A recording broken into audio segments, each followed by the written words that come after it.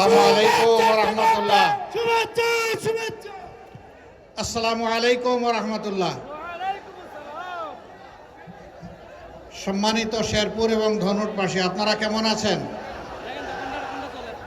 আলহামদুলিল্লাহ রাব্বিল আলামিন, ওয়াসসালাতু ওয়াসসালামু আলা রাসূলিহিল কারীম ওয়া আলা আলিহি ওয়া সাহবিহি ওয়া আহলি বাইতি আজমাইন। সম্মানিত দেশবাসী, আপনারা জানেন গত পরশুদিন থেকে আনুষ্ঠানিক নির্বাচনী প্রচারণা শুরু হয়েছে। আমরা মহান আল্লাহর উপর ভরসা করে রাজধানী থেকে এই প্রচারণা শুরু করেছি। গতকাল উত্তরবঙ্গের 4টি জেলায় আমাদের সফর ছিল, তা সমাপ্ত করে আজকে ফজরের পর থেকে আমাদের পুনরায় সফর শুরু হয়েছে। আরও 3টি জনসভা আমাদের সামনে হাতে রয়ে গেছে। আবার কাল সকাল থেকে ঢাকায় বিভিন্ন গুরুত্বপূর্ণ দেশের রাষ্ট্রদূতদের সাথে বৈঠক। সেই হিসাবে আমি এখানে দীর্ঘ কোনো বক্তব্য রাখব না।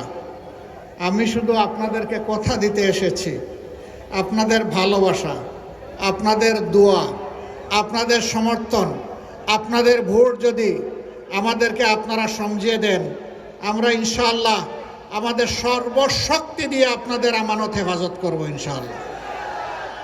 এই আমানত আমরা হারিয়ে যেতে দেব না। আমরা কথা দিচ্ছি, আপনাদের ভোটে আল্লাহ তাআলা যদি আমাদেরকে মেহেরবানি করে নির্বাচিত করেন, সরকার গঠনের সুযোগ দেন, আল্লাহর কসম জনগণের একটা টাকার উপরে আমরা হাত বসাবো না। আল্লাহ যেন সীমিত হালাল রুজির মাধ্যমে আমাদেরকে এই দুনিয়ায় সম্মানজনকভাবে চলার তৌফিক দান করেন।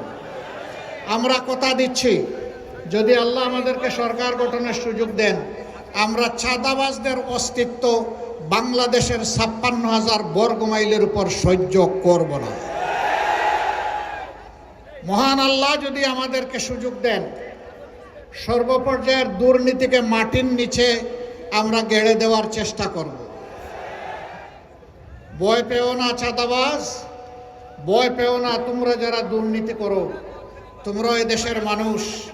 ইনশাআল্লাহ আমরা তোমাদের হাতেও সম্মানের কাজ এবং রুজি তুলে দেব ইনশাআল্লাহ। তোমরাও সেদিন গর্বের সাথে বাংলাদেশে বসবাস করবা। তোমাদেরকে অপমানিত করা হবে না, কারণ এই দেশকে আমরা ভালোবাসি, এদেশের মানুষকে আমরা ভালোবাসি। তোমরাও সেই মানুষের অংশ। হয়তোবা লোভের বশবর্তী হয়ে তোমরা কিছু খারাপ কাজ করে ফেলেছ। আল্লাহর দরবারে তওবা করবা, যার হক তারে ফেরত দেবা, আর এরপরে ভালো হয়ে চলবা ইনশাআল্লাহ।